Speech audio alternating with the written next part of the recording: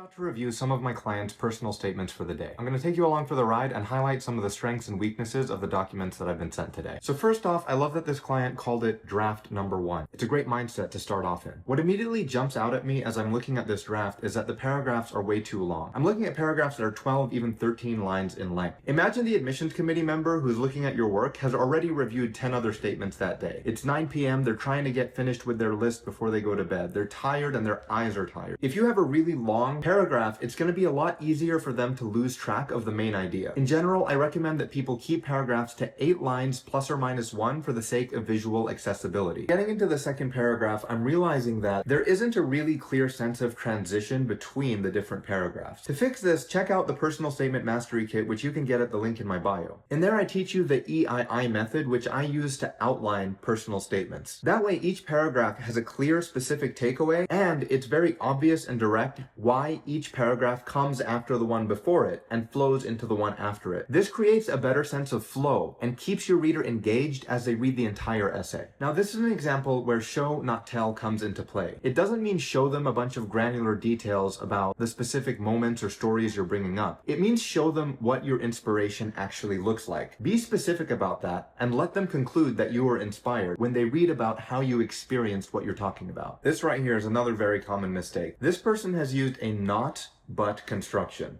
Like, not only this, but that, or not this, but that. This type of construct is really overdone in pre-med's personal statements for whatever reason. AI edited writing tends to have more of these phrasing, but a lot of the time, especially this year, when pre-meds are nervous and trying to come off as grand, they use this phrasing. It's weak for a couple of reasons. Number 1, it's less efficient than just stating the thing you mean to state after the but. Number 2, it's overly dramatic in a way that can make you seem less relatable. And number 3, it's trite, it's overdone. Instead, just state the thing you mean to say after the but clause and omit the not. I can tell you I had waffles for breakfast without saying I did not have sushi for breakfast, but I did have waffles. See how weird that is? Now I'm looking at a passage that makes a very common mistake, which is talking about medicine or an idea or being a physician in the abstract. This comes across in phrases like medicine requires or physicians have to, when what the admissions committee is looking for is what your perspective looks like, what it means to you. When you talk about ideas in the abstract, it's almost as if you're lecturing the medical admissions committee about medicine. But when you talk about your perspective, your passion, and your perception directly, it feels more relatable, humble, and authentic. Another thing I'm seeing in this essay is a bit of a problem around the richness of experience. People often will bring in single moments. I read this paper once, or I worked with this patient once. My first day in the clinic looked like this. When you think about it, you're talking about hundreds and hundreds of hours of career exploration that you've done. If you can, reflect broadly on those hundreds of hours so you come off as more substantial. If you rely over much on talking about single moments, you can come off as a little bit less substantial, and that's definitely not something that you want. A big mistake in personal statements is saying vague things that anybody would say if they're applying to medical school. So, I want to go to medical school to gain more knowledge so that I can help people with complex conditions. There are so many words in there that as you're writing it, you might lose track of the fact that that's true for everybody who's applying. Try to be more specific about what your particular vision sounds like. Ultimately, there was a lot of authenticity and genuine enthusiasm in this, but it was lacking the clarity, specificity, structure, and flow that would make it a really top-tier personal statement. So my client's gonna have a ton of stuff to review as they work towards their next iteration. If you're trying to become a doctor and you have ideas on what I should cover next, leave a comment and you might inspire the next video.